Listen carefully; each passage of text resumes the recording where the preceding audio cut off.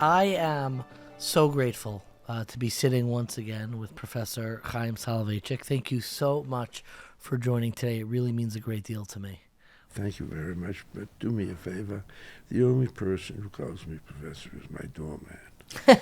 So, He knew exactly if you where. must, you can say Dr. Soloveitchik or Rabbi Soloveitchik, but not professor. Not a problem. Dr. Soloveitchik, I want to begin with kind of an interesting question about your work on the Rishonim, particularly the Baalei Tosfos and the Rambam.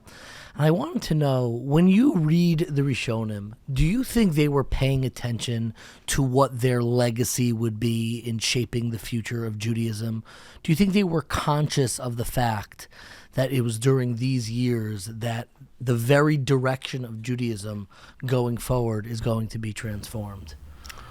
Put it this way, I don't know what they thought. They certainly give no indication of it in their writing. The major thinkers address problems, and they're trying to get things right. The basic task of all Rishonim was making sense of the Gemara. Achronim already is what happens if this, what happens if that, things of that sort. But that's not the preoccupation. They have a text. Rashi laid the foundation of that, but Rashi reads a text monotextually, vertically as a whole, and the Baalei Tosfos read the text dialectically, comparatively, horizontally. What you must do is correlate all sugyas and an interpretation which explains the Gemara, a sugya found in brachas, in one way, the correct way, and a sugya which contradicts it in psachim is only the first stage of understanding what the problem is about. Divrei Torah, It's in poverty in one place, and you get a lot of information in a different. In another place. And that's pretty much the basic dialectical approach. That's the approach of Rashi and Tosfos. That's the approach of the Ramban, his school, the school of Gerona, Ramban, Rashba, Ritva, and the Ran, was the Barcelona, in which the Tosfos dialectic reaches its most sophisticated expression. Between the Ran and the Ritva, those two figures, you have the most sophisticated expression of the Baalei Tosfos. That they knew that was going to become the accompaniment of every Gemara since the beginning of print, barring one Masechta in Constantinople, which they didn't publish Tosfos on. But from there on, you can't tell. They don't give any indication. German Baalei Tosfos, you see, the Baalei Tosfos of Tzarfat are very much, and the Ramban and the Rashba, the disciples, they're very much like Litvish Rosh Yeshivas. I'm not speaking of the thinking. We'll come to that. They say a Abachi, and they focus on this. When you bump into something of Rabbeinu Gershom Rakones, about someone stealing land, etc., and have to give it a Yerushalmi of 30 years on Karkoyas and Exilus, you're astonished by it. What's it doing in here? The German Baalei Tosfos don't function on a Masechta. What you have is unbelievable creativity on all types of problems, including sugyas. You have that in the Ravya, in which Yosef Rabbi Yoel sums up the work of 4 generations, which has a great edition of Optavitzer. He stopped in the 4th, and then they continued it. First by the Mechon Shas Yisrael Hashovim Ksubis, and now Debritsky, what we call Debritsky. The name actually is Tveresky. As a graduate of University of Pennsylvania pointed out to me, and I cited in the name. It's true because Yossi Haka's wife, Zechenu Avocha, was related to the family. And he once told me it's the wrong pronunciation, but I don't know what the right one is. And she looked it up in terms of jewelry which is being made and the like, and went all the way back to the documents of the immigration in Israel in 1918 or something like that, of the British. Anyway, Debritsky has put out an edition now of the Ravyo and the Ravon, and it's not part of the yeshiva curriculum, and it should be, because when they discuss a topic, they often discuss halachic topics. The discussions are absolutely brilliant, and it should be. Why they didn't operate this way, I don't know. They just didn't. It starts with the Ravon, then you have his son-in-law, Rabbeinu Yoel Halevi, that latter half of the 12th century, which would be the time of the Re, and then he, the Rabbi Rabbi Yoel, we know they sign on Takon Shum, and it's 1221, 1223, and it's fairly clear they weren't around 1230. So they're contemporaries, and there was no contact between them. It's true that just about everybody went to study with the Rabbeinu Tam. I'll modify that. The Rabbeinu Tam was sui generis. People came from Kiev to study with him. But if you study the citations of the Rabbeinu Tam in the German Bavariya Tosfos, you don't know a tenth of the Rabbeinu Tam's position. Rabbeinu Tam was a person who simply couldn't write. What we have is the Sefer Yosher, which he wrote, which Rami Rainer wrote a brilliant book about. He entitled an article, Sefer, Yashar, ? You can't make. And it's not because of Shibushim, because where you get a quotation, you have it in the German Bavariya Tosfos. It's not any better.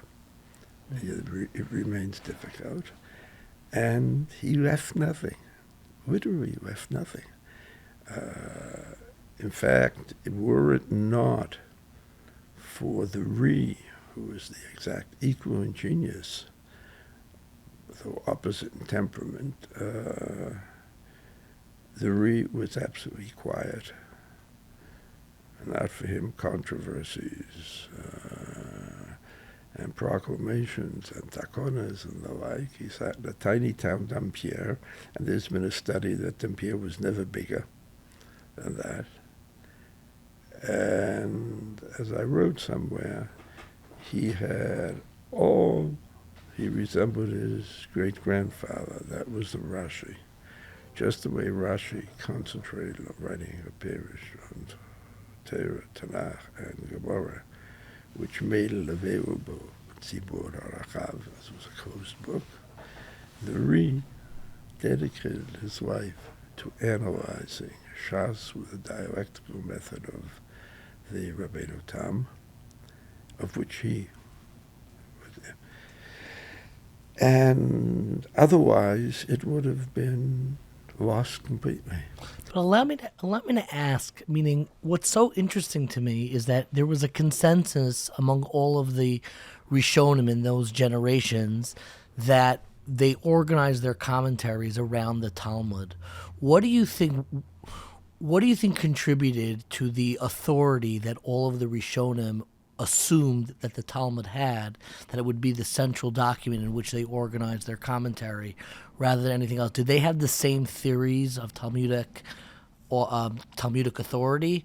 Well, let me state something, because it's been grossly misstated by a person who was a very fine early modern historian and then wrote a book, Becoming the People of the Talmud, which is totally not only wrong but false. The Talmud, from what we know, at least from 825 to 828, we don't know anything about Jews at the time. But we know a report from the Bishop of Lyon, and he reports on Dreyfus. And if you study it, and I've written with the first essay in the second volume, you see that he's following Minhag Bavel. Did they have Shas at the time? Didn't they have Shas at that date? They're following that. The earliest records that we have of a Jewish settlement north of the Loire, that's the river that divides France, that's Champagne, Luxembourg, Alsace-Lorraine, as they call it, Lothair, Lotharingia was called the Middle Kingdom. The earliest records that we have are the Tshuvos of Rabbeinu Gershom. Tshuvos Rabbeinu Gershom, with 4 or 5 exceptions, are all based on Tshuvos on the Bavli. Next generation, we have Yudabel Sefer Adinim. Again, 4 or 5 questions aren't, but they're based on the Bavli. You can ask a question where you don't have to cite the Bavli. When they got questions of communal organization, and it's very little of that in the Bavli, they quote so many passages from the Bavli in these Tshuvos. I wrote about that in Shutkim, Makor History. That's clear they're totally at home, both in the Eretz Yisrael Midrashim. They have the entire Hechalot literature. Sure. They have the entire Hechalot literature. They have the Midrashic material from Eretz Yisrael. That's except by Midbar, which is written late, which Rashi even doesn't have. And they're totally at home in that material. However, the normative section to them is always the Bavli. So the earliest that you know in terms of North Africa, that's not my field. I don't know much about it, but I was speaking once with Marina Rostow, that is her field, and she said by the 9th century it's understood that the Bavli is controlling. Kairouan, certainly, they're constant contact with the Gonim. The Rif, who's basically Fez, North Africa, is the same thing. So the Bavli is considered binding insofar back as we have any records of Europe and North Africa. Not to speak of the Geniza Society in Fustat, that we have. Whether it was binding in Yemen, so someone has said if you judge by the manuscripts they start from the 15th century, that's a question of survival of manuscripts. I know nothing about Yemen. I don't know if you can infer that they lived by some code, but it could have been an oral code. Europe lived an oral code before they got a text. It's the way you live your life. It's quote-unquote a mimetic society. That's the way Jews conduct themselves, and that's the way they conduct themselves. For example, in the 6th to 7th century, there's a Jew, Priscus, who goes off to pray. He takes off his sword, and his fautier stabs him. If you ask me, what did he say? What his prayer was? You can't say. But there are certain things which characterized Jews. So all I can say, if you're talking about Europe, which is my field, especially Ashkenaz, it's axiomatic that the Bavei is the controlling force. Do you think that I should accompany say that is not to deny. Oh, please, you ask. I'm sorry. No, I want to sit on this a little bit because it really is interesting to me. A question, you're not a high school educator. The number one question that I think a lot of Orthodox Jews growing up now, not just Orthodox Jews, want to understand is what made it binding? Meaning, why do I, in 2024, why am I still bound by the Talmud? And there's no question, as you just laid out, that it was axiomatic from a very, very early point in history. My question is, why, and specifically, why did the Rishonim not develop more text explaining why it is binding? Well, lawyers, dialecticians, are not by nature historians, nor are they philosophers. And you don't take the self-evident as problematic. We have stepped into a multicultural society, and you're accepted as a multicultural society. That was not the case in medieval Europe, in Spain, and the like. You were a despised minority, a hated minority. Then became pathological in the 12th century, the hatred. So you don't think about it very much. The attitude of most people, I'm just guessing, is that I can't tell you what the right prayer is. What I can tell you is how Jews have traditionally prayed. Leibowitz used to say, "Hayahadut kinatun imperi," namely, whether the victory of halakhic Judaism over the course of a century proves that it is true. Leibowitz said, you can't say the fact the Catholic Church conquered all the heresies doesn't prove that that's the true Christianity.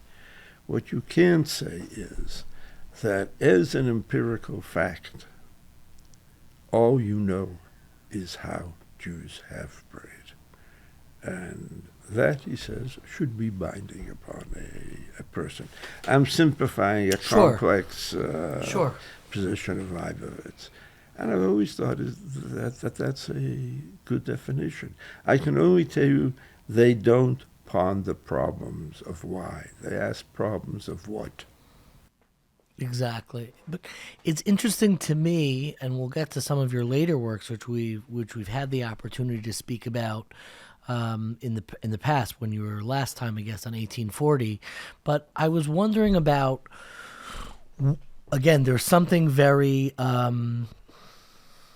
they accepted it as the reality of their lives. If you were to ask a Jew in the I don't know, in the 11th century, in the 12th century, what are you doing when you follow halacha? Why do you need to follow halacha? Was this seen as, when I, on Shabbos, I'm going to, make a cholent or have hot food and I'm going to have all of the tanoim, the conditions of how to make hot food.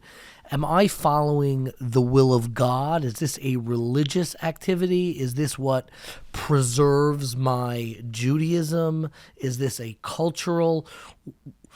Again, it's hard to step into the minds of anyone, but how was halacha presented to the masses? Well, I think when I wrote the essay between a mimetic tradition and a text tradition, Jews were certainly a mimetic tradition. this was the socialization of the Jew, and these were done in as unconscious a way as we wash our face in the morning, put on our shoes. He gave an example, a tie, which is completely superfluous, socks, which are completely superfluous. It's just the way you go about living, the unreflected activity of the habitual. They're just done that way. And all society, I mean, a Christian, did not learn from text how he, whatever it was that he did, attended church, what he answered, things of that sort in church, and that doesn't come to fairly late. You go about doing what your society tells you have to do. There's a famous book on the coming of the written word in medieval history, that until you have a written text, you can't argue with the church. Because who are you to challenge the text? Once you start getting copies of Augustine, the Fathers, and the like, or much later, what you imagine to be these authors, then heresy can begin. You can challenge. You have a basis of challenge. In the mimetic society, they didn't learn from books. I mean, how much did the average Jew know? He went to Cheder. I mean, I'm talking Eastern Europe, Chumash and Rashi, studied a little Gemara, probably understood very, very little of it. And then he got living in the unreflected activities of how one goes about living one's life, and you take that as being self-evident. That's in the perspective of the masses who are preserving this system through, their mimetic practices. Do you think there's any way to cull or understand the way almost, I don't want to use a strange phrase, the way Halacha sees itself? Well, I can only quote a famous statement of a great historian, Momigliano. He was an ancient historian. He was Jewish, Italian. And he once said, he was asked to write an essay on popular religion. And the final sentence is, there was no such thing as popular religion, and essays on this subject should be discouraged. Anyway, the thinking person conducted himself in his daily life by the same unreflected mechanisms as the simple person did. It was self-evident to them. And I don't think, I can give you an extreme example. I said the Ri was someone who couldn't paskin a shayla. It's astonishing. They put out the Chuvas of the Ri. Roth, together with Rami Reiner, have put out the Chuvas of the Ri. And the man will not paskin a shayla. That could be a number of Gdolim, Haym Heller, to paskin a shayla. Namely, ability, and problem comes up, a problem in kashrus. And you have to, the black letter law. You used to get shaylas continuously when I was a boy over the phone. And you weigh the shach against the taz, etc. Arrive with a decision. It's not a momentous decision. That ability to mobilize the relevant material quickly and have the temperament to make a decision. I don't want to mention names, but I can speak of two Gdolim who didn't have it. Anytime they had a shayla, they would call up. One called up Rupture Pesach Frank. And they would send people to Rupture Pesach Frank. Another one who called it Rakula, and he could write a tshuva, sit him down at the table. Mm-hmm. He can write a tshuva of astonishing range, but he couldn't pass a shayva on the spot. So he writes, and I cite it in the most recent book fifth chapter, the most recent book I put out, Jews and the Wine Trade. When does grape juice become subject to Yei Nesach? So it's a Mechlekes Rishonim and the like. And the Ri had serious doubts about the definitions of both Rashi and the Rabbeinu Tam. And he writes, nevertheless, I take, the people, the custom is, following these shittas, that to take wine, Goyim used to handle the wine. Now, it's inevitable that it would spill out, and if Nitzuk is chiba, the Goyas touch the wine. And he had great doubts whether that was, the wine was really kosher. And then he writes, Ukumo shenoagim shalahem, kach noagim bishali, and I take it, v'tzoya tzirena mikol michshol, etc., etc., etc. There is no sense, at least in the French varietatis, German, I don't know, that a Talmud Chacham is to be more responsible, or be more religious than the average person. That's something you do have by the time of the Ramah, Tzuvim Rabbanon, or Mi Sheyesh Bo Reach Torah. Sure. You get a phrase like that. You will get Ubal Nefesh. Yeah. But in no place that it says, doing all of Masechet Avodah Zorah, and they say, and they ask them all types of questions, and they advise people. There is a religious elite, but there is no sense that the intellectual elite should be necessarily a religious elite. And what the people do is good enough for them. That's fairly remarkable that it goes to that extent. In the time of the Gemara, you had Achover and Amoritz, Amoritz Mutter Orfo, V'yom Kippurim Shechol Yos B'Shabbos, and maybe an exaggeration. Misha Masi Bito Amoritz, Kiyozotorvo Ne'ali. There was very strong tension with these two groups. It may be as a result of the fact there's grid and group.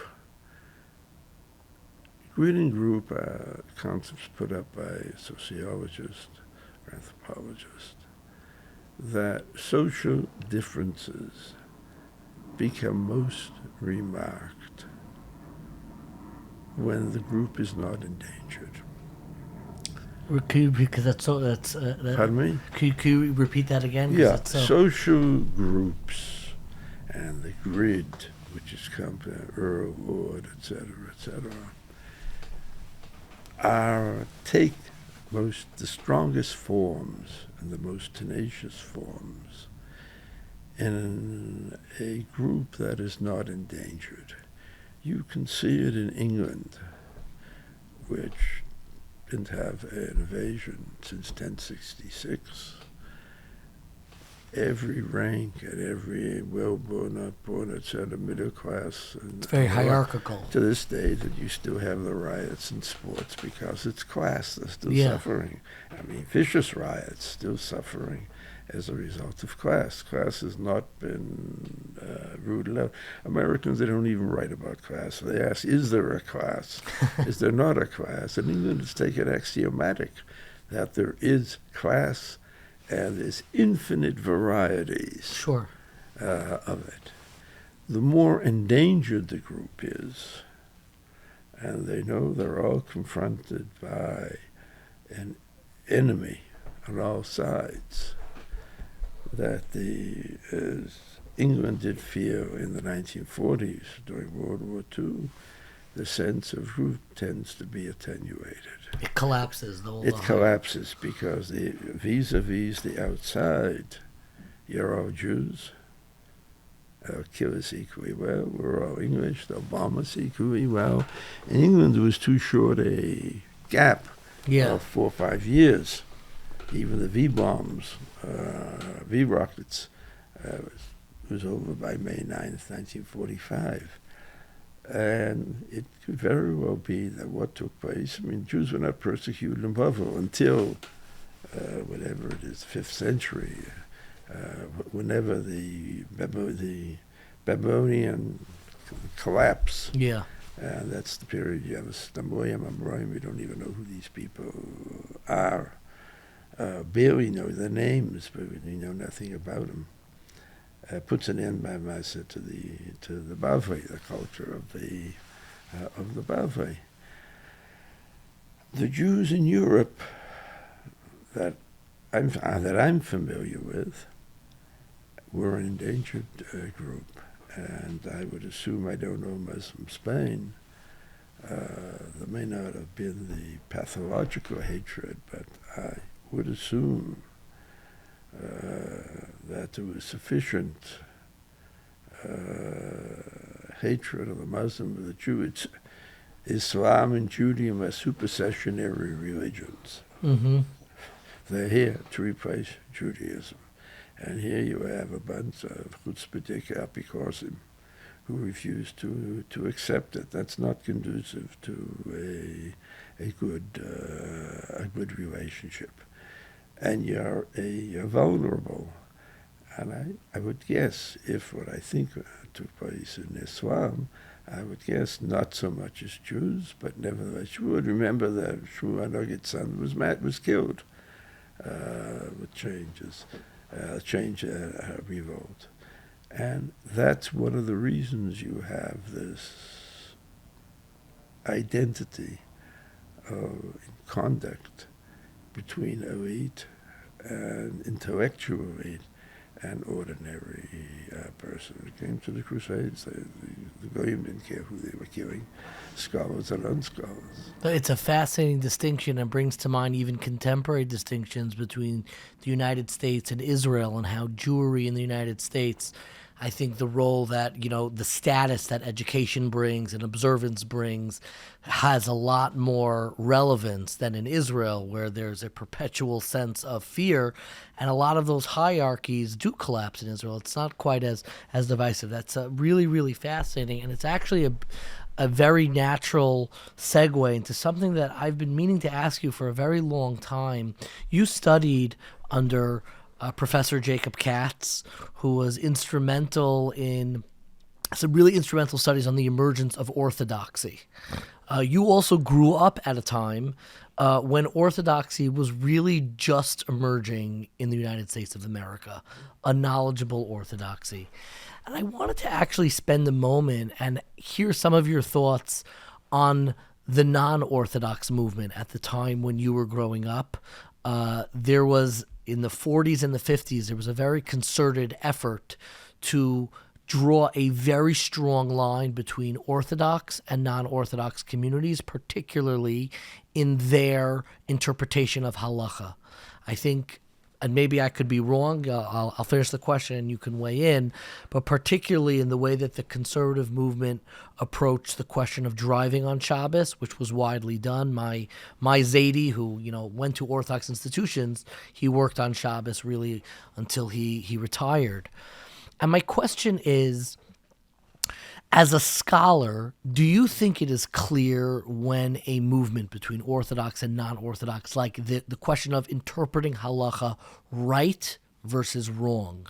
Something I grew up with was that non-orthodox interpretations of halacha are not legitimate. They're not proper interpretations of halacha. And I always toyed with that language because is that something we can even definitively point of what is a proper relationship to or interpretation to halacha or an improper? And I'm wondering through your eyes as both a scholar and your own experiences, how would you characterize the relationship of the non-Orthodox world to halacha? Well, first of all, I have to say I'm not a American historian. I'm not a historian of orthodoxy. For sure. There are very fine sociologists, there are very fine historians currently working who know much more about the field than I do. And the fact that I wrote one essay doesn't make me a historian of the period. In fact, the essay would never have existed had not a friend of mine, Haym Soloveitchik from Boston, heard me speak as a religious Jew in some show, I don't know where, and he wanted it for the fundamentalism project. And I told him, look, I believe I'm a medieval historian. I believe a historian to stick to his last. I may talk about it. I'm not going to write it. I'm certainly not going to publish it. Well, I underestimated his persistence and his diplomacy, and he got me to write about it. Migration, acculturation, the new role of text in the Haredi world, which came out the fourth volume of the Fundamentalism Project, which maybe some people read, but certainly not of the Jewish community or the general community. And then tradition, I spoke to somebody in tradition, heard and said, we'd like it. And they gave me permission if I thought it was written on a different name, and it came out after the fundamentalism volume came out. But that doesn't make me a historian. So I can just tell you what the thoughts of a non-historian are at the time. When I was growing up in the 40s and 50s, the fate of orthodoxy would have seemed to be finished. You had a generation, children of the immigrants, who they turned their back on it, on Frumkeit, but they wanted to have two sets of dishes. There was no tray for meat. You couldn't buy it. It was basar kasher, was a double pashut. But they wanted to be able to eat out where they wanted. They went to shul, as you pointed out, primarily Rosh Hashanah and Yom Kippur, but there were a considerable number who went to Shabbos as they moved out from where I was brought up in Roxbury and Dorchester, and all the children were conservative with big parking lots.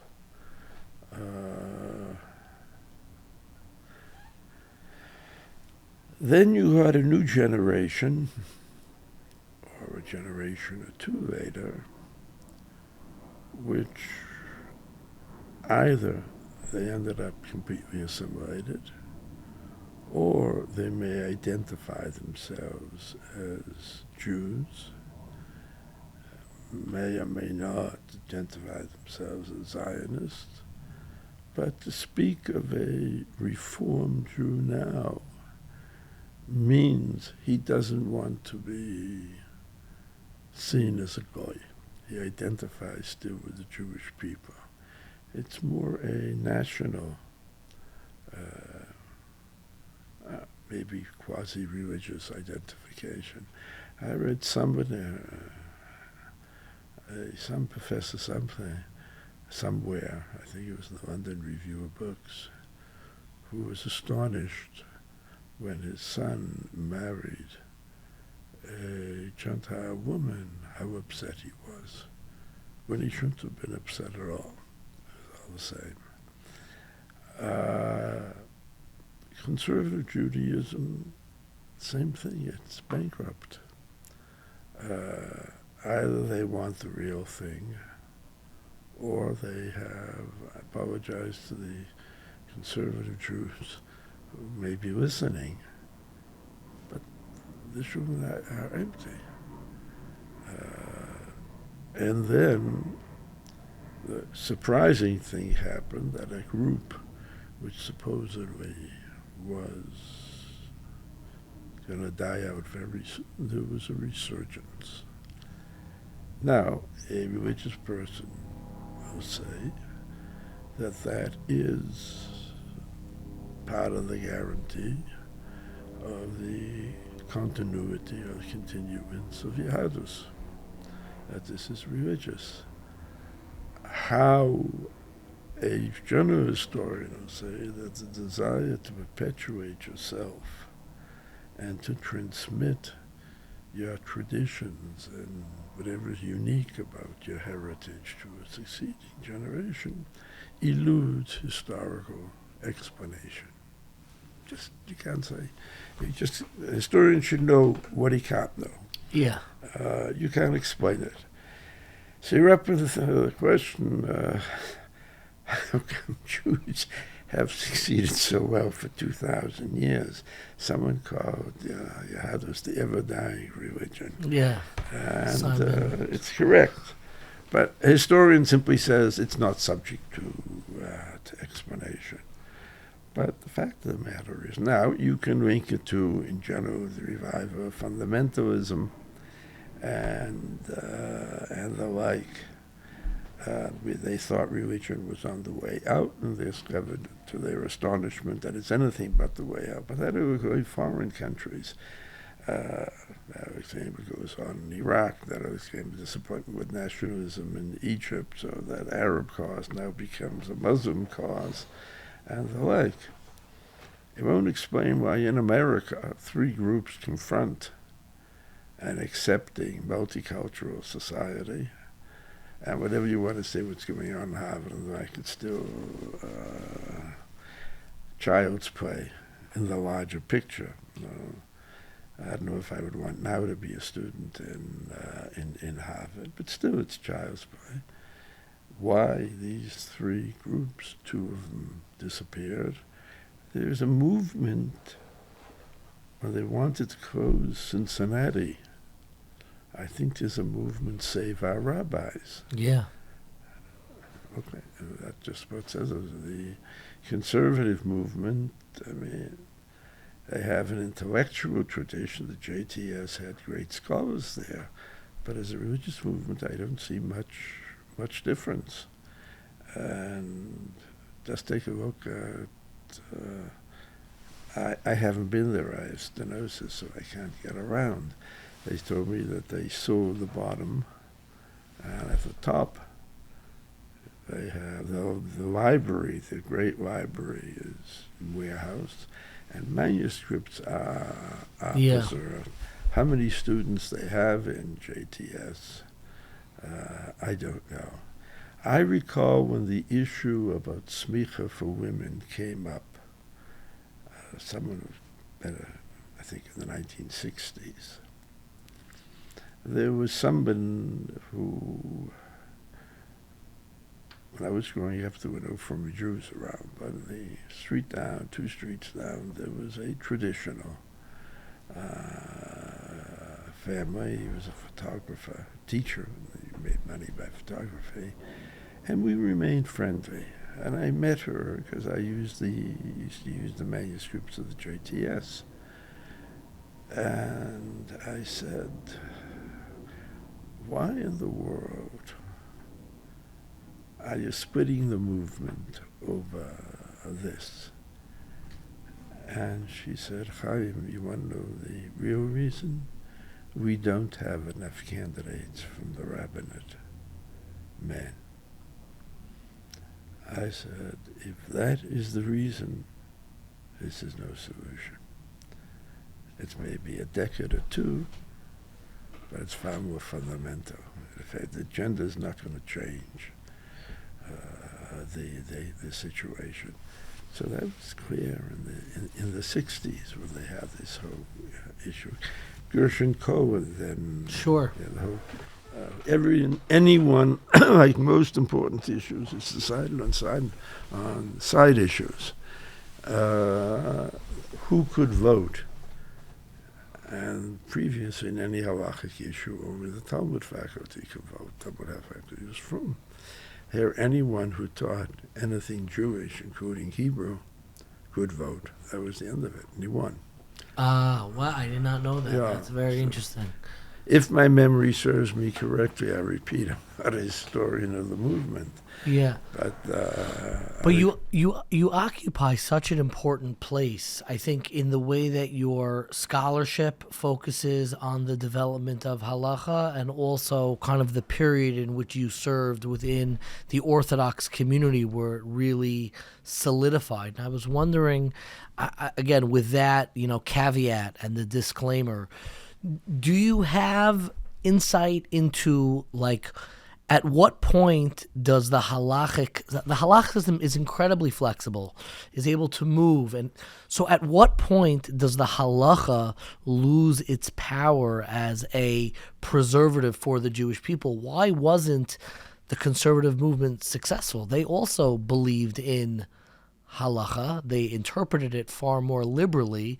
So I'm trying to figure out at what point does, the mimetic tradition allows for a lot of, you want to call it wiggle room. I wish we could have a more sophisticated term, but it allows for breathing room and for interpretation. So at what point is it clear an Orthodox mimetic tradition versus a non-Orthodox interpretive? Let me just one thing when you speak about wiggle room. Yeah. Halacha is very narrow in terms of legislation. And I think it's in the Gemara. It's binding if it's a dicta. Mm-hmm. Okay. What halacha, as the way it worked out, at least I know of Eastern Europe, is immensely flexible in terms of application. Namely, every Rav, you did not overrule the Rav. Any Rav in the adjacent town. Rabbi Chaim would not have overruled. I'm not talking about his tshuvas came to him. Wouldn't if the Schnippeshot, which now is part of Yonah, as a tiny little town, had a Rav, and the Rav paskin that way. The Rav knew the overall situation, could take everything into consideration, and what they called evil paskening was considered the height of arrogance, because you're at a distance, you don't know who the consequences are, why the question arose, what will be the consequence of passing this or that. It's immensely flexible. There's another great advantage. You don't have to write decisions. I mean, in America, the single largest growing literature in America is the legal literature. Every Tom, Dick, and Harry, every political hack who's appointed to any court, if it's not an arbitration court, has to write out a decision. That is insanity. They have nothing to say, and usually they're wrong. Yeah. You don't write. First of all, you only publish tshuvas. Usually it's after the death of the person or in his lifetime, where he takes the best tshuvas that he has, what he thinks are the best, and he puts it out.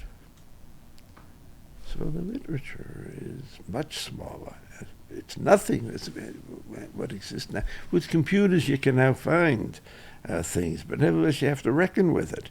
The best proof is that you train somebody in law, which you should argue each side, because there are so many conflicting precedents that you can always find make a good case for either side.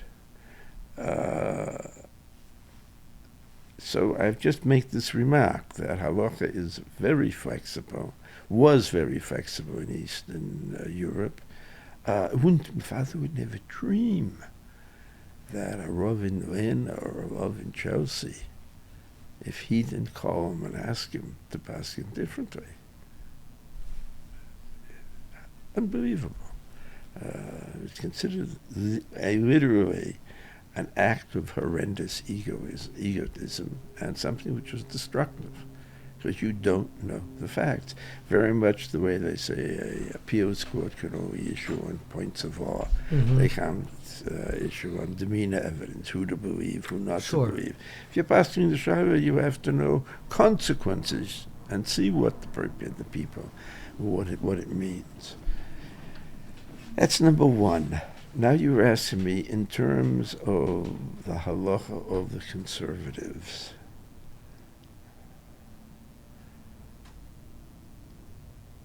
The halacha of the conservatives, if it's to the limited extent that I know it, I mean limited, not something I ever followed. What came out of the Talmudic faculty was never a heter on Shabbos. That was the Rabbinical Assembly, if I'm not mistaken, that made that decisions. And these were sociological decisions. They were not religious decisions. I'm talking nature. They may have posed as religious decisions. There was nothing religious about these decisions. You needed a heter since you moved into the suburbs, so they gave a heter. I can't think of many decisions that the faculty made, which meant Lieberman. One thing what they did was prenuptial agreement beforehand, and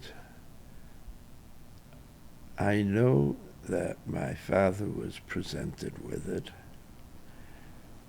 and he spoke with the Baron. I know the conversation. Baron Cutler. Baron Cutler. And Baron Cutler said, first it was inclined. They were said that the courts wouldn't accept it, that something else. The great historian, legal historian, Maitland, writes someplace in his History of English Law, if there are two people in the world who confuse the present with the future with the present, it's lovers. It's lovers. There's no Gemiras Das. You assume you're always going to be in love as you are right now. They confuse the future with the present. Confuse the future with the past.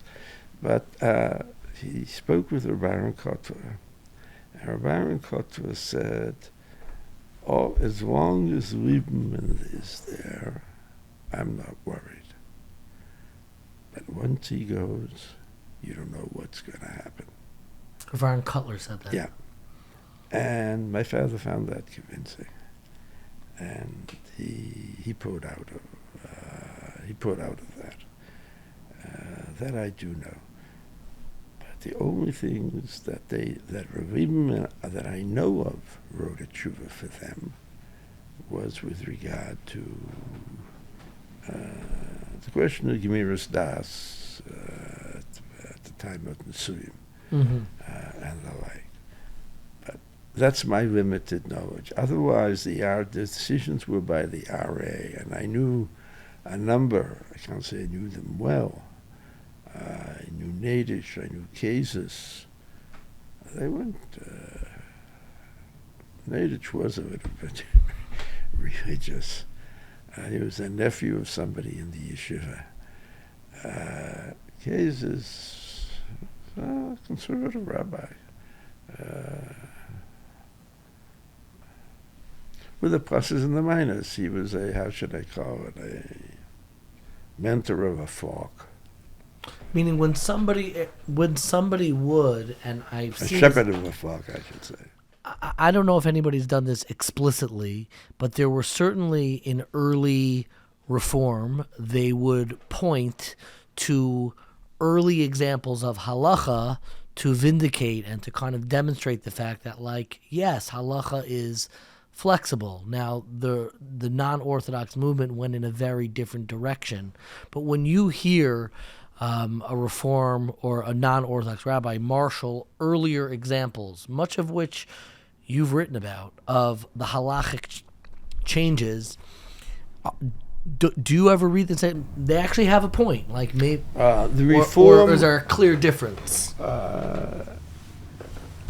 if you read the Hamburg Temple, Yeah. Ever Divrei Habris, so everything that the Reform writes is absolutely correct. There's no reason why you can't have an or. The Gemara, the Mishnah says, one of them is tefillah. Yeah. You could pray in English. You could have. You find the Achrenim that it's better for someone to daven in Yiddish because of that reason she understands Ivritach, and rather than daven in Hebrew if he does not understand. With regard to a organ in Italy, they used to invite flutists to an ufru for Sheva Brachas. To play the flute. Yeah, and you even find, if I'm not mistaken, Rab Moore points at one thing, the Xavier Shema Yatakin Kvishir does not apply nowadays. They knew what they were doing. The question there was sociological. Did they want an organ because they wanted to have a deeper sense, what do you call it now, as with David, Hamelech, Nagin in the kino, and then Ruach HaKodesh, music is an important component to religious experience and to serious davening. As anyone who knows what a good chazan is, I don't mean one who's just exercising his voice, but someone Sure. who davened. You have to have that. Yeah. Is that they wanted to imitate a church. And what the German reform in Hamburg was, they wanted to imitate a church. So, for example, if you're talking about corn syrup, which they wanted to be matir, they went after things in which they had a very good case. To aser corn syrup, you have to say yetzim also that corn is also. So they asked it, and they didn't know, and it's one of the more humorous parshas in the history of Halacha, that that comes from Kitnius, the Gzeira of Kitnius, which no one understands what it's all about, Gzeira and Kitnius. Something in France, northern France, at the end of the Baliotesis movement. It doesn't make sense. So you say, something you don't understand. Don't expand its scope. Correct. Well, there was a good reason for Kitnius. And you can find that in the Hagoyis Maimonias in the Kushner edition. But no one understood it. So they switched it in the subsequent editions. Beans have an energy fixing, a nitrogen fixing ability, which restores fertility to the soil. So it would be a very common practice that in fields of wheat or barley, they would be called broadcasting like Johnny Appleseed. Mm-hmm. You just take beans, Throw it out into and you throw it out. Then they would separate it. Well, separation, they didn't have electric eyes. Chances are that any a collection of beans, you would have more than one chita asura there. Minute, you have bags, huge bags of the stuff. So it made a great deal of sense as long as Jews were involved in agriculture. When they moved into Poland, they got out of agriculture for whatever reasons. They owned the renders and lands and things of that sort, or they leased it, etc. But they weren't very much themselves involved in agriculture, so it lost its meaning. Now, corn is an American crop. Europe does not have corn. It comes from Mexico or from someplace in South America. Maize. Yeah. They brought it back. Tobacco and corn were the two things they brought back to Europe. That's the way potato was brought to Europe. I don't know where from.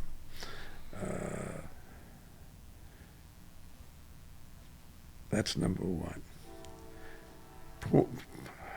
Corn has no nitrogen fixing ability. Corn grows in shoots which can go 6 feet high. There's no danger of missing. The corn, you have to cut it with a knife to get the cobs off. There's no danger that the farmers are going to have... The farmers are going to cut the corn that way. On top of it, why in the world should you compare corn to a bean? Goodness gracious, a bean is on the ground. It's a perennial, which is earth, and then it pops up and the like. It's under the ground and it pops up, if I'm not mistaken. But anyway, it's fairly low down. That's because of Linnaeus. Linnaeus was a Swedish agronomist who classified plants. He gave the class because the shape of the corn is so similar. Is similar. I don't know. Close enough. Ways, as to like a bean, he classified it in the group of beans. So if corn syrup is based upon that ayotzim and also, and this is is based upon something which is a non-American, non-European. It's a flimsy prohibition, no? It doesn't exist there. It's a American. It's a from the Americas. Yeah. It's a product of America. It's belonging to the bean class. Is based upon a 17th century Swiss agronomist, and that you're answering Kitnius Mamashkin. I don't know what the base is. Add to the fact that now in Eretz Yisrael, the Yisraelim don't have it. So it becomes absurd. In my humble opinion, I'm not opposing to Asa Kitnius Mamashkin. What they did in the late 19th century, because it was an opening wedge of the Maskilim they went after Chumras. And they wanted to begin with Chumras, and then you get to a real agenda, which is basically to alter the Halacha. But they knew a Chumrah when they saw it. I mean, most of them had some education. They knew it was a Chumrah. That was a strategy. It was a very wise strategy at the time. I don't know if I've answered your question. Yeah. To a degree, it's something that there is an ambiguity. It's almost an inherent ambiguity, and it sounds like the difference between Orthodox and non-Orthodox in many ways isn't the fact that one changes halacha and the other doesn't. I mean, there are definitely changes that are happening in both camps. I guess it's the nature of how they approach the change, or whether or not they still have an underlying fealty to halacha. Who do you think is now changing? You want to say that Psak changes, to be sure. Over the course of time, different views and different personalities. It has an impact. But you don't want to discriminate between the ordinary change, very inherent in temperament and in schools, with something else. Who's doing the changing? Meaning in the non-Orthodox movement, it's usually top down. It's usually coming from the... You say non-Orthodox. What non-Orthodox movement do you refer to now? I know of it in the past. I don't know of it for now. sure there's look, let's say HUC recently released a statement that they are now going to accept rabbis who are intermarried.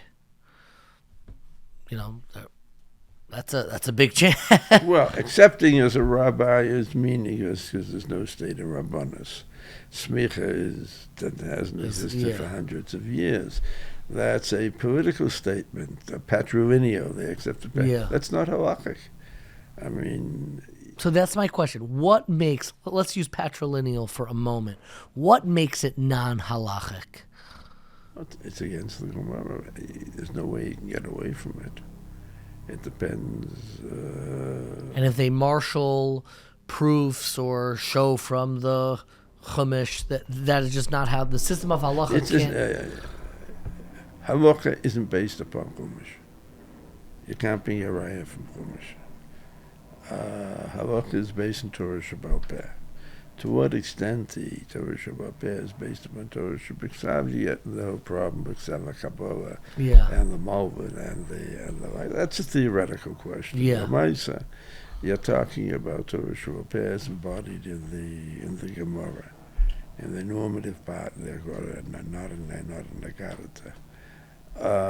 From that point of view, there's nothing you can say for it. That is an attempt to somehow have a community of intermarried couples. That's a desire to have somebody attend your shul. It's not a halachic argument. It's not a halachic issue at all. Somebody once told me that you introduced, and they could be misquoting you, but they remember at maybe an AJS conference, you introduced, they were honoring or doing something with Shama Friedman, the professor. And they said that you got up and you said, normally I would not feel comfortable in this kind of space because... let me tell you what I said. Oh, okay. I recall that. I said, I study Gemara, he studies Talmud. So what am I doing here? I'm here because Shama, before he studies Talmud, studies Gemara. Exactly. That's what I said. And Shama Friedman, you're not going to use, look, there's a difference. It's astonishing. You can't get people to see it. Haym Friedman doesn't write Jews. You have law professors. Let's take American Constitution. And you have colonial historians. The colonial historians don't yell at the law professors, they don't know what they're doing. And the law professors don't yell at the colonial historians that they don't know what they're doing. Each one is engaged upon us in a separate activity. A Rosh Yeshiva, or a posek, is engaged in the same enterprise or havdil as a law professor.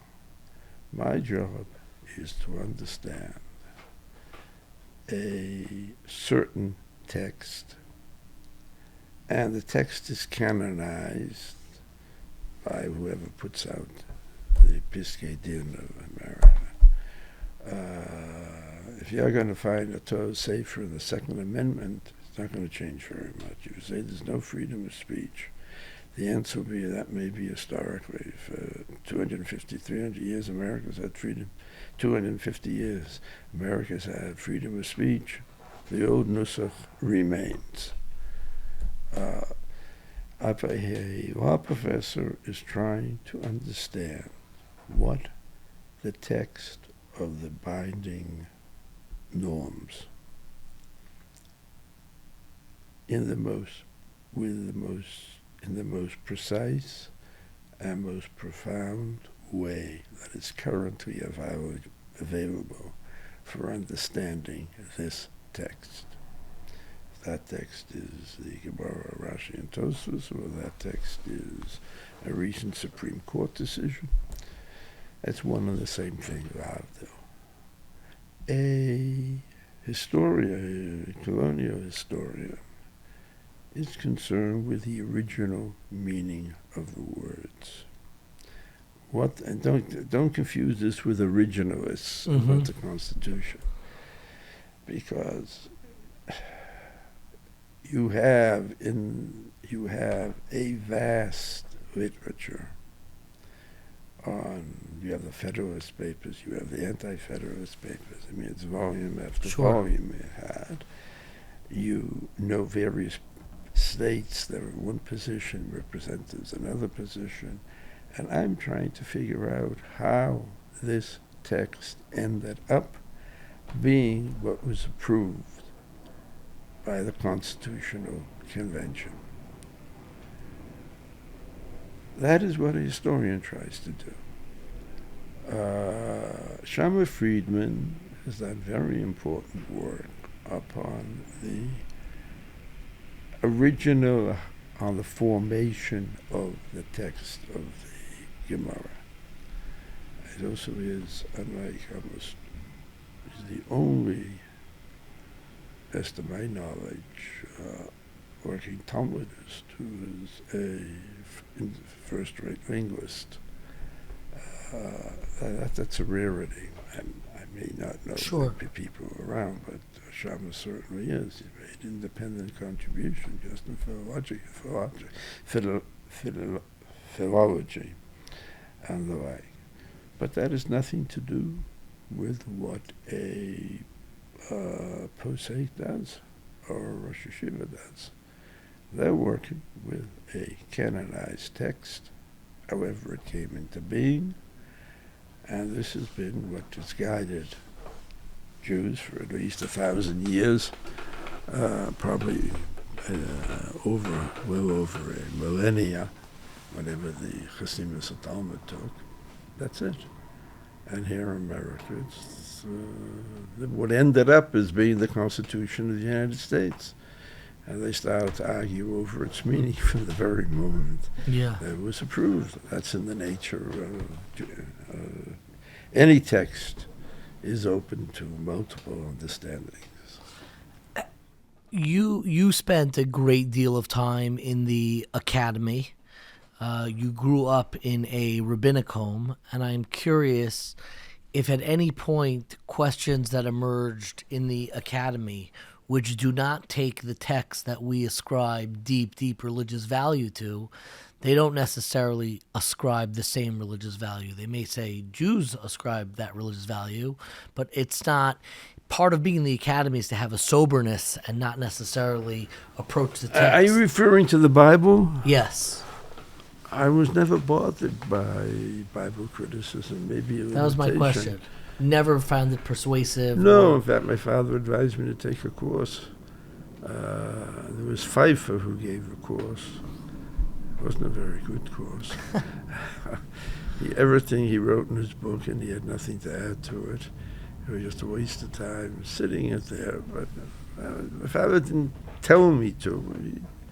He said, he inquired, do you have a course? And it pays to take such a course, to be familiar with what they said.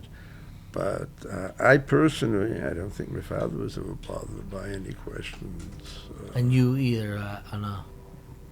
Not that I know of. I never sensed that.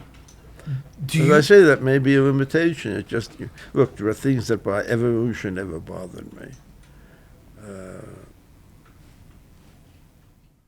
Because one of the things when I was reading Rupture and Reconstruction that I would say moved me, I found it moving, is I've read it, many times, as many people growing up in my generation have. And I think I only caught it the most recent time that I read it. I would read it over and over, and people read the article and say it's talking about shifts in Halacha, shifts in, modernity.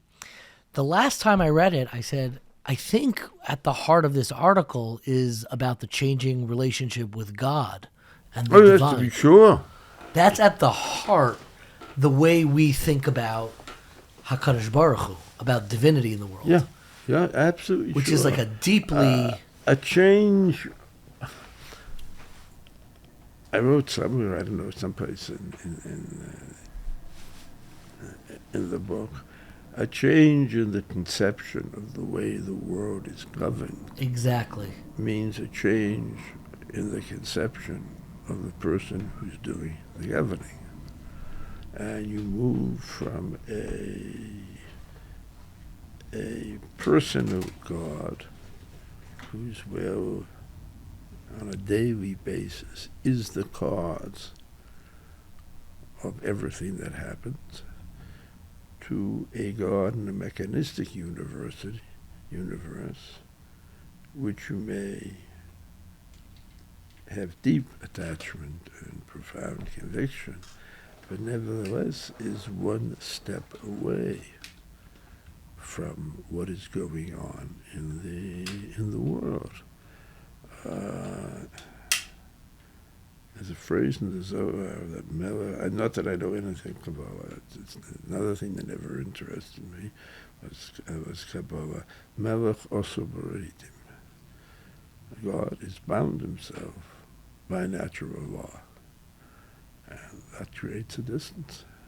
I think that's one of the reasons why the Ramban is so ambivalent about natural causation, because he realized that puts a distance.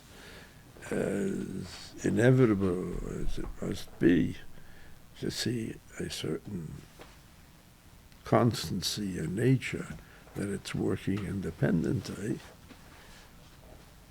nevertheless, if that is so, then God is a step removed from the governance of the world, and that means from the person. But I never made a study of that in the Ramban. But God knows how much has been written in the Ramban. For sure, yeah. Of Nisim.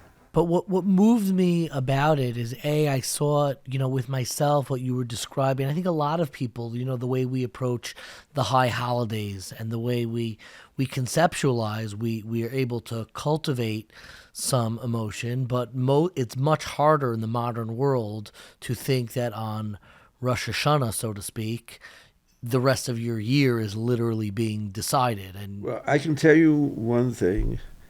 When this idea first occurred to me, I lived in Rehov Maimon, and it was opposite the Paz station, the entrance to Yerushalayim. It came in 1963, when there was a second traffic light in Yerushalayim. And they just opened Yeshivas Harav Kook. And they had a wonderful Baltfil Harav Rom. He had a deep bass voice. It was really, his Ma'ariv was really impressive. Then came to Yahweh and a fuse blew. A fuse blew. There was a moment of silence. Then they began singing. I don't know if it was Yahweh or whatever. And I said to myself, it's very nice. But there's no bakosha in what they're singing. And that was the first time that it hit me. Then I began to think about it as I went in different places, in different shul, here, Israel, England, even in France once. There was no bakosha. But unquestionably, it's not there. The question that I almost wanted to ask of you, and I know this isn't really the task of a historian, though there's something unmistakably autobiographical in that you read in. You are much closer to the subject that you are writing about in Rupture and Reconstruction than you are to writing about, pawnbroking in the Middle Ages. I'm curious for you, did you feel in your own internal religious life like this switch? Like I read into it almost a lament. Did you feel a loss of spiritual or religious intimacy at some point in your life? I can only tell you, I can't say with a loss. I realized that I did not have the same immediate sense of God's presence. As I write there, it's courtroom tears, whatever reality that may have, but courtroom tears are real in the sense of it betraying fright. May not be in portraying regret, remorse, and things of that sort, tshuva. But you're afraid of the sentence. Yeah, you're afraid of the sentence, and you don't have that. You also don't have what you see in any courtroom: the lawyers pace back and forth when they're waiting for the jury to come in.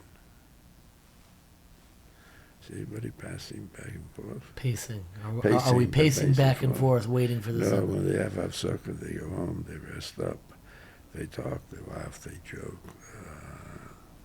I haven't seen it. Did you, in your own life, when you saw this switch, where did you go to re-experience, if at all, if there's anywhere to go, that type of religious seriousness? No, I can tell you, as a matter of principle, with one exception, the Rusa of mine, I never took an invitation for Rosh Hashanah. Not that I was mefashbesh b'maasai, unfortunately, because I felt it's antithetical to the nature of the day. But I can't say that I ever felt this terror, and I can't say that the people that I know, my contemporaries, I ever saw it. I didn't see it in Ponevezh, I didn't see it in davening in various places in England or in France. There was one show I couldn't follow. It was Algerian community. And the pronunciation is so different, and the piyut is so different. It was a very rough time. That may have been the first generation of immigrants. Who still retained that. Yeah. There I could feel that fear. There is even in the 18th arrondissement, Rue Mosiah, where there's so much anti-Semitism that the shul doesn't even have a mezuzah on the door. It's almost like a Murano show. I did not feel it. They're afraid of what's going to happen. Yeah. With they constitute now 10% of the population. But I didn't feel it. But in that place in where you had the immigrants, the immigrant davening, I think it was Tunisia. It's the shul where Arendt, the one who put out the Sefer, the Rashbam, Oh, okay. davened. Sure. And he took me there for Sleichus. And there I felt it. You felt it.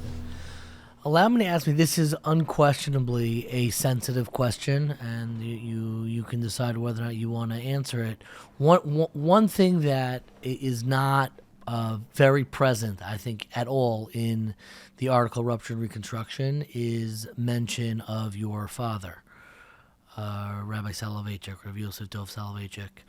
And I was wondering how you think of his contribution, specifically in those years following his death. And when Rabbi Soloveitchik passed away, and I'm curious if you even read this, there was an obituary that was criticized by many, many people that ran in the Jewish Observer. It was like you never even saw it. No, I never saw it. Never saw it. It was like a very small obituary, and it was really in many ways like the parting of the ways between the yeshiva world as we know it today, the American yeshiva world, and the modern Orthodox world. And I'm wondering if you feel like the way that the yeshiva and the modern Orthodox world have kind of split aside in some ways. Maybe they're coming back together more recently, but I'm wondering, do you think the role that your father played in the establishment of modern Orthodoxy accelerated or played any role in the way that we think of halacha and society? I can only tell you that my father expressed in our tshuva, and there's a reference to it in the footnotes, that he cannot convey to his pupils the atmosphere that he experienced davening in Prishna with Rabbi Prishna as a young boy. I assume the same thing was saying, which the Zeta went on. There's a reference to that in the footnotes. But, people remember what they want to remember. So no one paid any attention to that remark. But it's a truism. I mean, that's a fact. My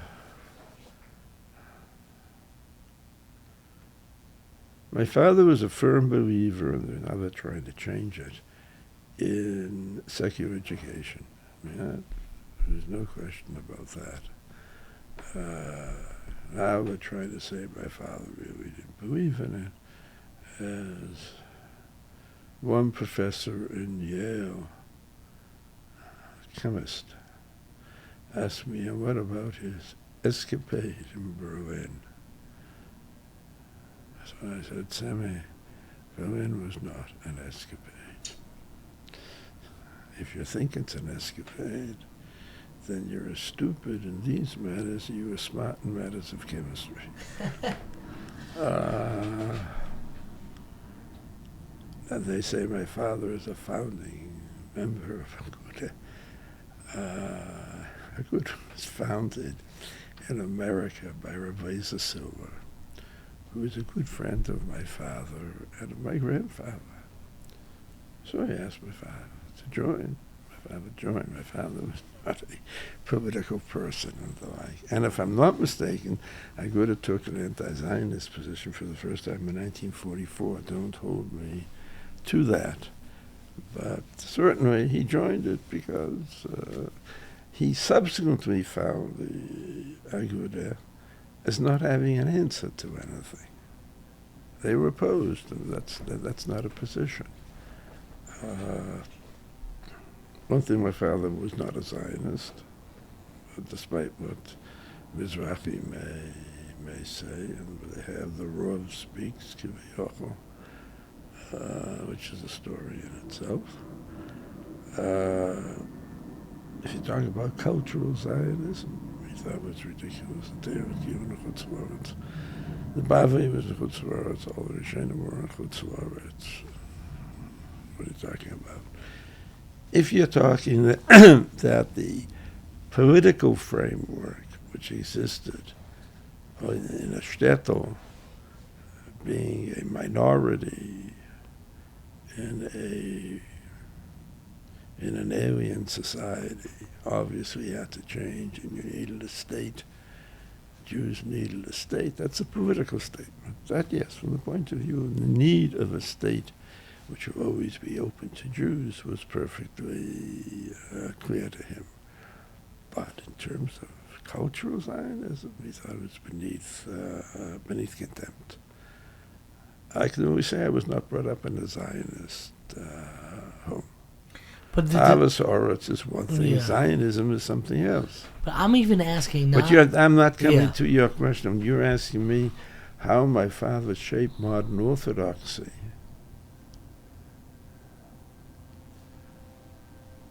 Well, it's interesting that my father never wrote about secular education.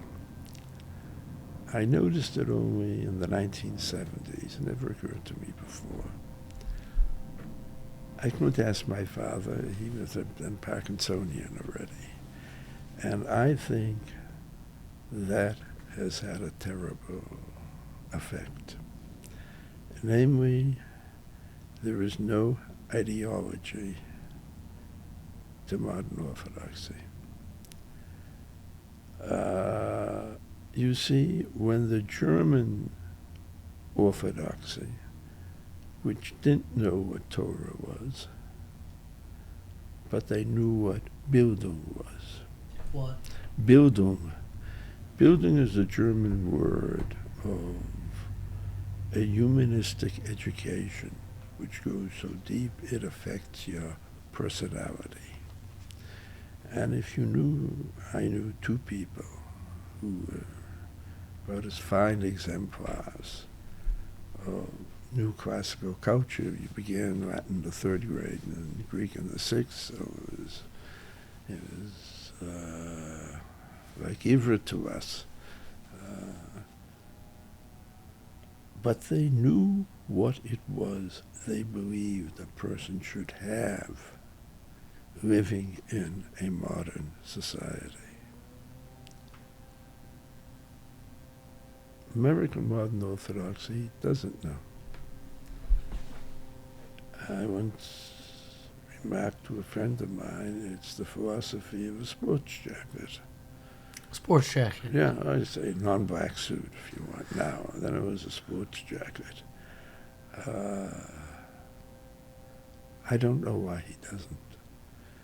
But without a conviction of the importance of the belief in shaping the personality, there's an absence of passion. You must have that to be passionate.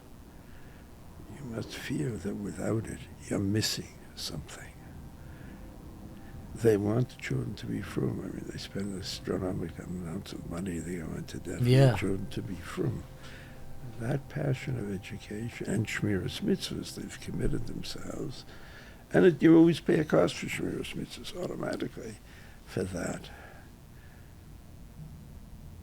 But they, in one thing, it's more than anything because you don't know what you're getting out of it. All you're getting is, as it were, trouble and expense and the like. It's a higher form, pure lishma. But if you don't feel its essential necessity for the shaping of your personality, it's difficult to be passionate about it. I haven't thought of it. I'm thinking now aloud about it. And the right has another advantage, that they have free time. The yeshiva world. They're not worried about, take a look at Schottenstein, the Talmud, take a look at the translations and everything. Logically, you'd expect yeshiva would be, well, you're translating into English. Yeah. And as I mentioned, there's a Maril, if I'm not mistaken, it's the Maril, one of the early Achrenim, when they asked him if you could write halachas in Yiddish. And he said, absolutely not, they'll forget Hebrew. It'll be the same thing what happened with the Targum Mashivim, Septuaginta. And they forgot about that when it came to Talmud Torah. But they didn't do it. I don't know why they didn't fill that gap. That should have been a gap.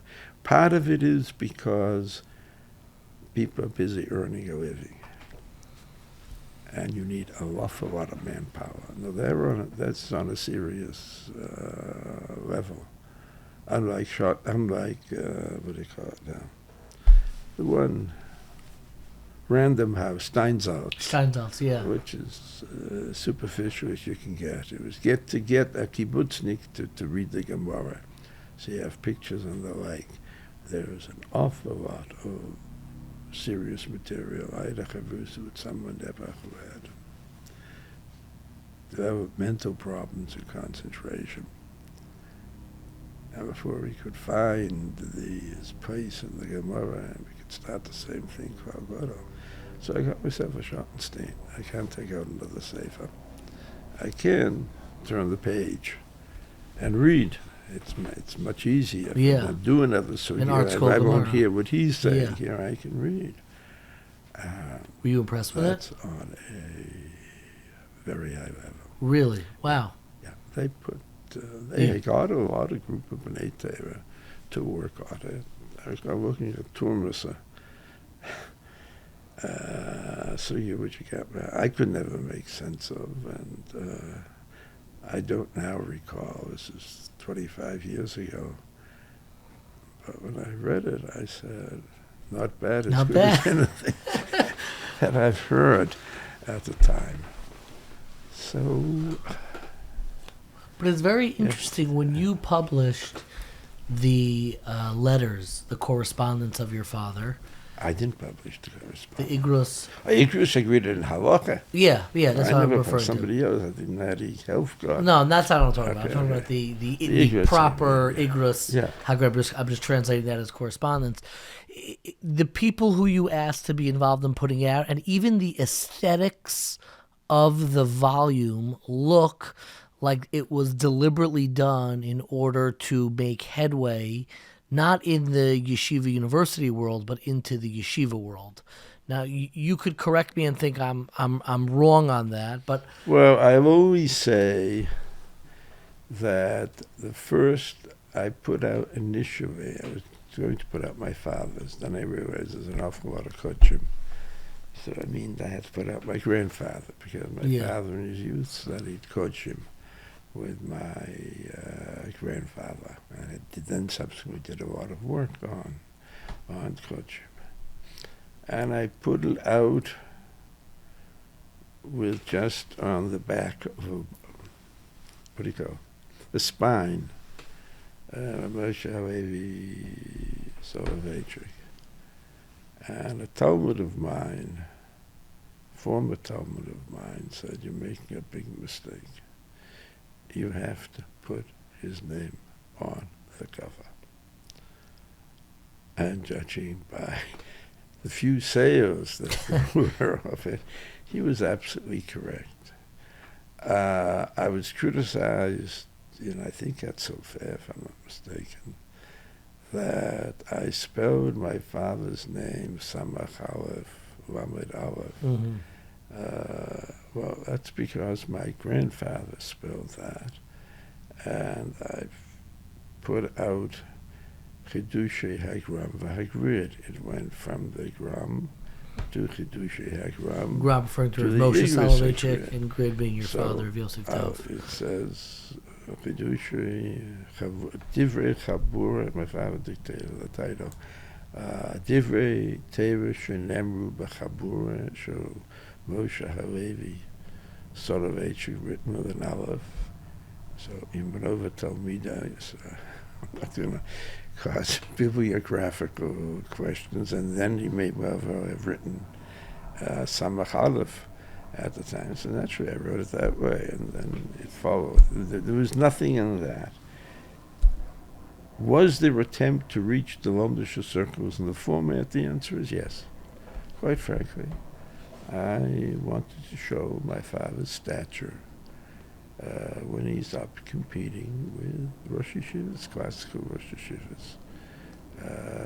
What gave you the impression that he wasn't appreciated in the same way? Meaning, was there a sense of frustration or put it this lament? way. The few he knew was the ratio was 5. If you're talking about the Talmudim and the Talmudim, to be sure, there was shurim which were worth good for reeds. They never stand a chance in Chaim Berlin or the like. And so I wanted to show that they could. And the sales, at least the first couple of years, then I stopped. I mean, I can't spend my time, constantly republishing material. Be surprised it requires an effort. A lot of work. It came out beautiful, and you do see it. But I guess I was wondering did you ever hear? You're not going to see it very much for a very simple reason. People, Yeshiva Bachram, aren't interested in the Kovetz or Chidushei Torah. They want Chidushei Torah on a Masechta. Yeah. They're studying a Masechta, so they want Chidushei Torah.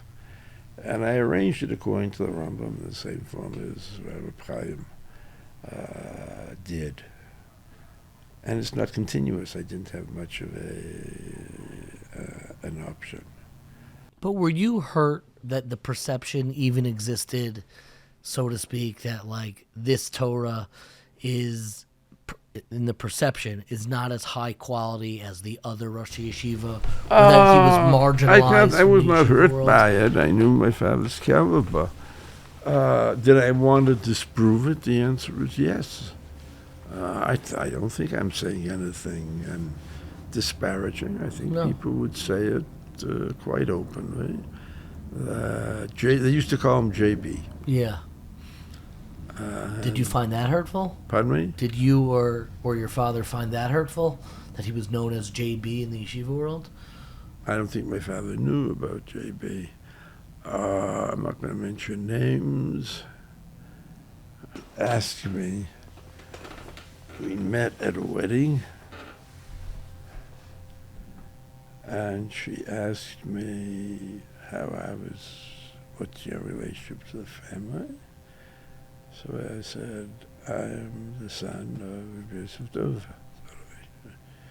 And she said, JB. I said, you may call my father what you want, but you don't say to a son, JB, if you have any breeding. And she turned red and walked away from me. But you were right. I mean, that's unheard of. That's simply lack of breeding. And it's from a very yichistic family, a family that looks upon itself as being yichistic. But that's all. I mean, a person is going to be an object of criticism. The dividing line was secular education. It's so interesting because that's no longer a dividing line between the American yeshiva world and the but the Haredi yeshiva world is Torah and a BA degree. That you can't get anything in America. I'm told you can't be a hostess on an airline without a BA. God knows why. But they're not. It's Torah and Parnassus, someone has called it. Yeah. In Israel, it is still the dividing line. Yes. And the university, it is. But the dividing line was the fact that he was in favor of secular education. In fact, when my father went to Germany, the whole group of Rabbanim wanted to put my grandfather in Chayrim. Rav Moshe Soloveitchik. Yeah. And Reb Baruch Ber stopped it. You can't put the son of the Rebbe's. Baruch Ber worshipped Reb Chaim. That stopped it. But the one who paid the price for it was my grandfather, not my father. My father cut a roll for himself, and his relationship with his contemporaries was fine and good. but not with the Talmidim or Talmidi Talmidim. They never forgave. It could be privately if they thought it was wrong, but if you're talking and learning and you see a person's stature and you yourself are a first class alum, so you say it's a shame. It's really a shame that he's at YU. But you're not going to have contempt for the person. It was the next generation. Certainly, I didn't know directly their pupils. But the pupils certainly, there's contempt. It's understandable. My final question is really to come back full circle. You've been incredibly generous with your time, and my final question is to come back full circle to the question I began with about the legacy of the Rishonim, which you seem to say they didn't really spend all that much time thinking about it. But I was wondering if you think about your own legacy. You have to have a very conceited view of oneself to think about your own. Perhaps I have, but I'm certainly not going to demonstrate it.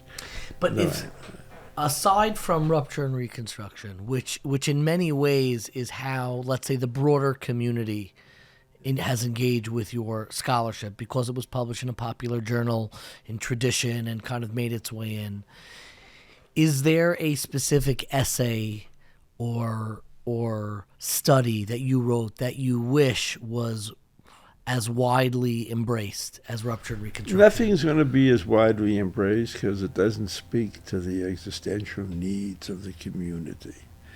The reason why Rupture and Reconstruction was so widely read, for the simple reason that whether a person is a businessman or he's a world-famous chemist, makes no difference in terms of his relationship with his children. And he sees a difference between his religiosity and their religiosity. So everybody in the Orthodox community, even in the right-wing conservative movement, could relate to it. It spoke to them.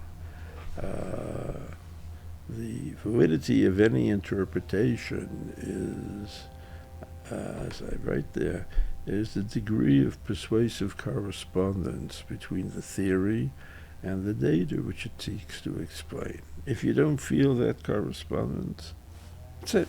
It's not persuasive. Forget about it. Toss the book away. A large community found it did correspond, even though some of them, were outraged by it, and I don't. To this day, we're still trying to figure out why. I still do not know how they read that essay. I mean, when they have a 25th anniversary tradition. Sure. Did you read that issue? I had to read the issue because my editors in Whitman said you have to address it. I said, but I just don't understand what in the world some of them are talking about. There's a famous literary critic. He wrote a book on Milton, which made his name. Then he wrote an essay, you'll find it on the internet. Is there a text in class? Sure. Robert, I forgot the name of the author of that. Yeah. The name escapes me right now. In which he points out, it's reader response. Wolfgang Iser was in that, as was Jaus. That's right. Namely, you write a short story, and the meaning of the words to different readers, especially in distant plains. You say red to an American, it can be a fire engine, associates red, white, and blue. It can be redhead, whereas a Russian, it can mean you think of the revolution, you think communism, you're Trotsky, the Leninist, the Stalinist, and the like. And you have to wonder that people respond in terms of the culture they're in, and their own life experiences. And so in one sense, there is no text in class, because it's going to be read differently by different human beings. But I was addressing a very homogeneous community. You take modern Orthodoxy and Haredi. You can say 9:30 a.m. in the morning. What are they doing? You can give a good answer. You can say at 3:30. You can say at 7:30 in the evening. So you'd imagine that the way the essay would be read from this very homogeneous community would be fairly the same. Mm-hmm. I read the thing over, and it was angry. You could see the people were angry. But maybe I didn't know what they were. Most of them, there were some very good essays. Fertziger had a very good essay. There were two other very good essays. Two good essays. Two other good essays. For the life of me, I could not see how they understood what they understood in my article. They reacted as if you were critiquing them personally, as some people at least. But I didn't look at the article, as I mentioned earlier, as a critique on Halacha or modern Orthodoxy. It was a descriptive essay that highlighted a crucially important, and I've never framed it this way, about what does it mean to believe in God, and how has that changed in modernity, and how those changes trickle down and really shape society. But you're not the typical reader of tradition. Maybe not. Unfortunately. I cannot thank you enough. You have been incredibly generous with your time. If you'll allow me, I always wrap up my interviews with more rapid-fire questions. I think the last time is when I go to sleep in the evening. That's the last. Oh, very good. That's the last one. We'll get there. But the first question, as I'm always curious for book recommendations, we're sitting here in your library.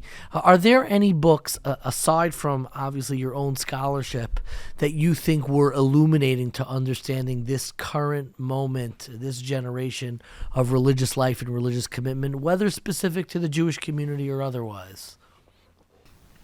Michael Oakeshott, Rationalism, Politics, and Other Essays. That gives you a good sense of what my mimesis is about. He's not writing about a historian. There's Oscar Handon, The Uprooted. There is the study of Thomas and Znaniecki, Polish peasant in America and Europe, all of which, it's 2 volumes. You have to. Those are 3 for our readers. That's enough Uprooted reading. Won the Pulitzer Prize. It's written beautifully, Yeah. and he was truly a great historian, and also wrote beautifully.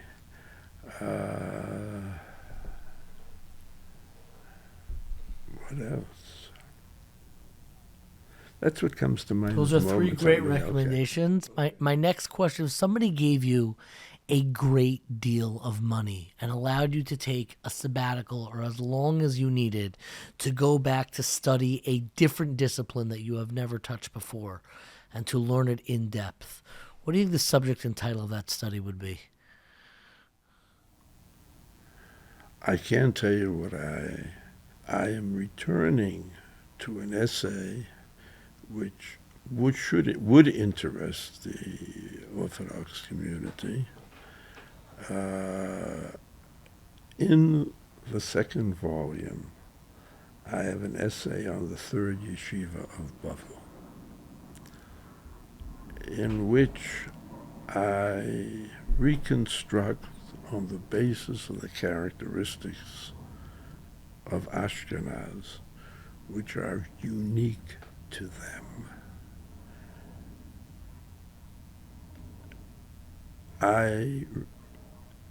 argue the position that the twin towers of Sur and Pumbedisa have obscured what was going on in Bovo. That Bovo was polycentric. It had many more yeshivas.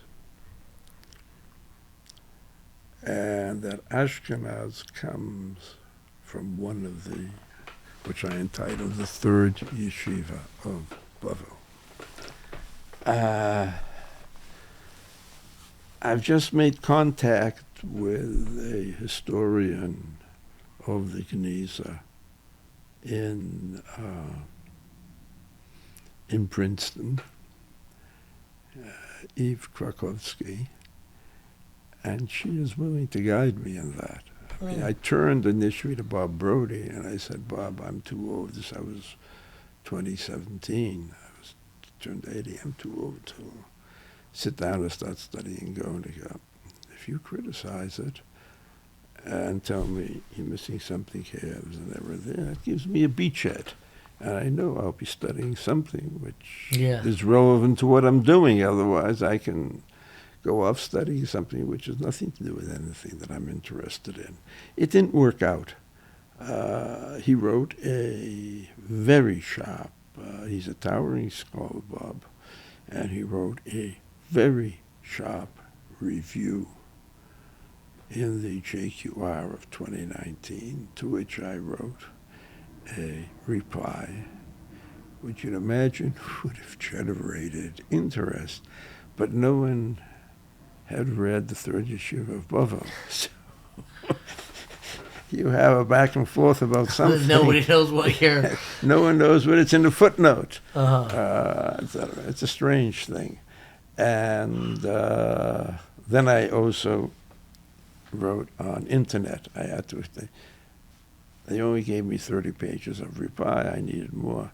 So I wrote another 48 pages on internet, which is reply to Brody 2. But the same thing, you have to read the essay. Now I want to go back to that with guidance and to see, maybe retract it and maybe expand it and the like. And that should prove interesting. I mean, I point out, for example, what led me to this.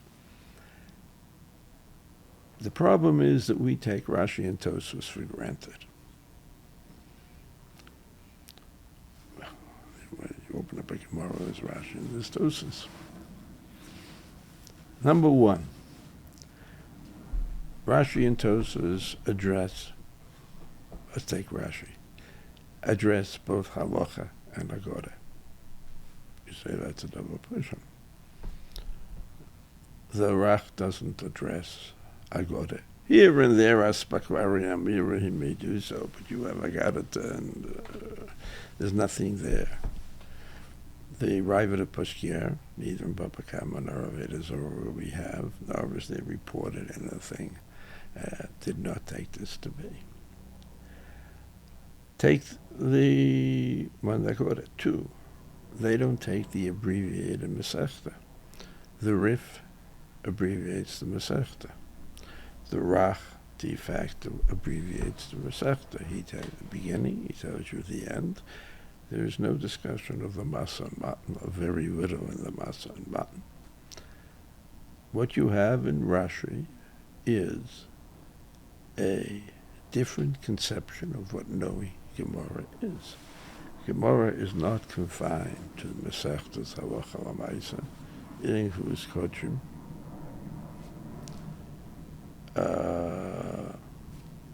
entire Masechet Kodshim. And this,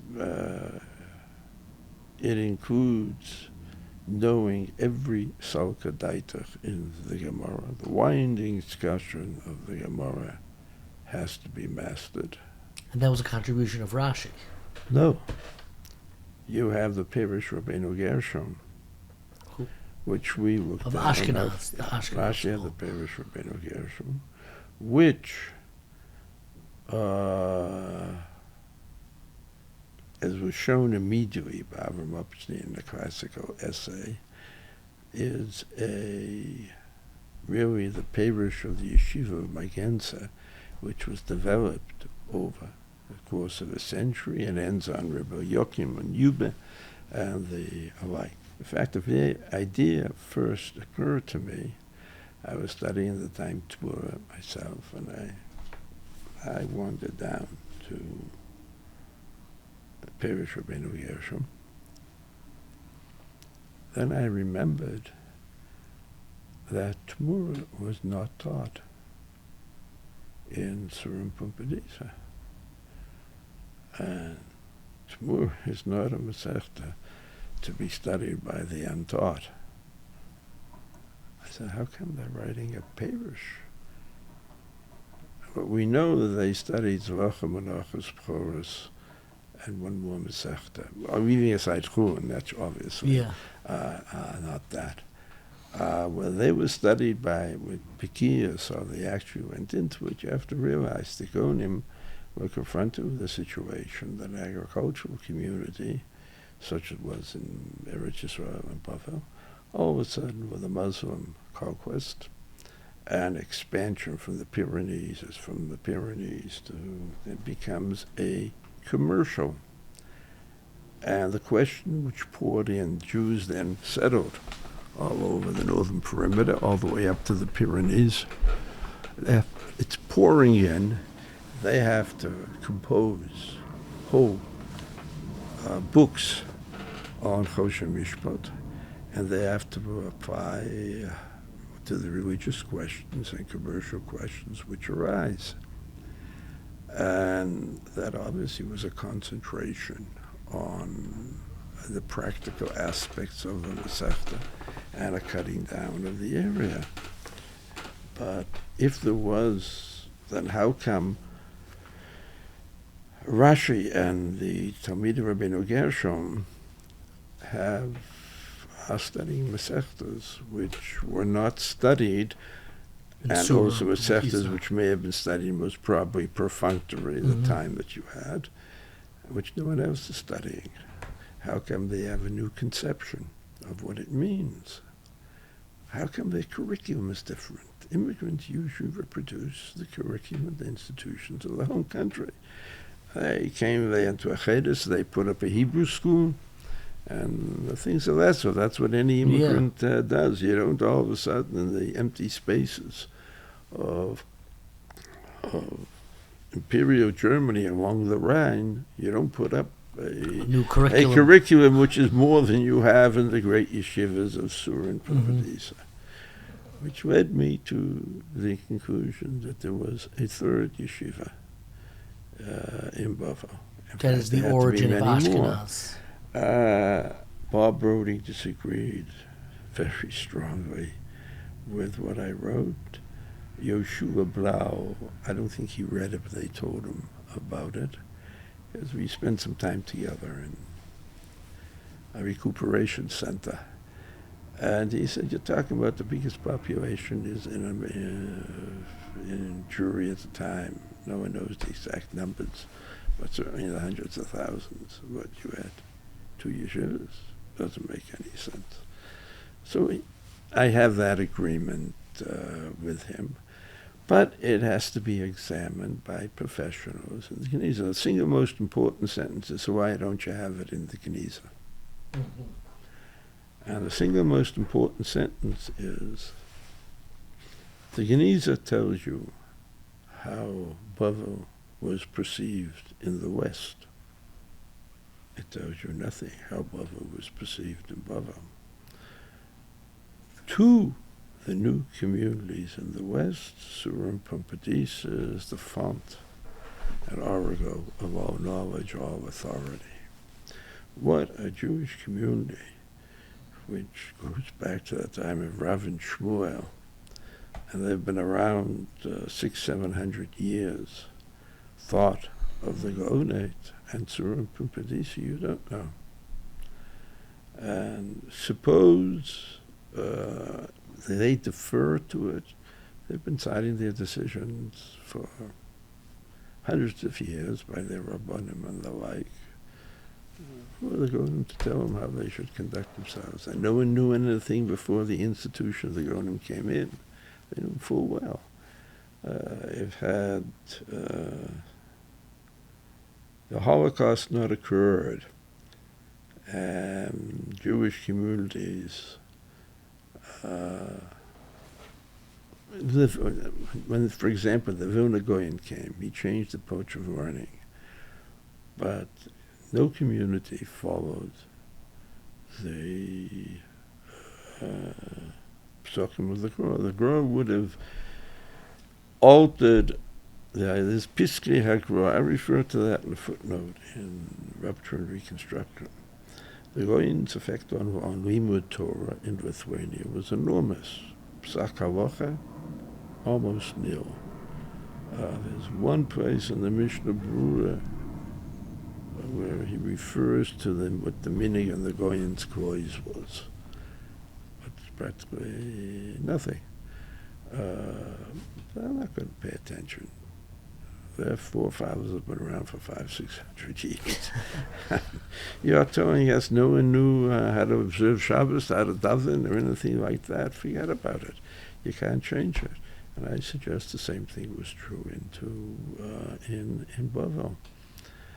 And also it's polycentric, the editing of Midrashim. There's no one can give you a date when Midrashim were edited. And there are traces of Eastern Aramaic, Mendaic, if I'm not mistaken, in the editing of one of the in one of the Midrashim. Who says that Surim Pumbedisa edited our Midrashim? It's a vast.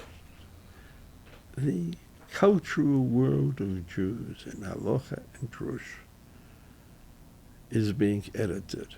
The portable homeland of the Jew is being edited. And what evidence do you have that it took place in Surim Pumbedisa? Who's doing all these work? Absolutely fascinating. So hopefully, now that I can get guidance, coming attractions. Yeah, guidance. I'll be able to concentrate on that. My final question, which you already anticipated, but we'll see if it's the same. I am always curious about people's sleep schedules. What time do you go to sleep at night, and what time do you wake up in the morning? I state in my essay that I go to get up in the morning at 7:30. When I go to sleep, it's my business. Thank you very much. Dr. Soloveitchik, thank you so much. I Okay. very much appreciate it.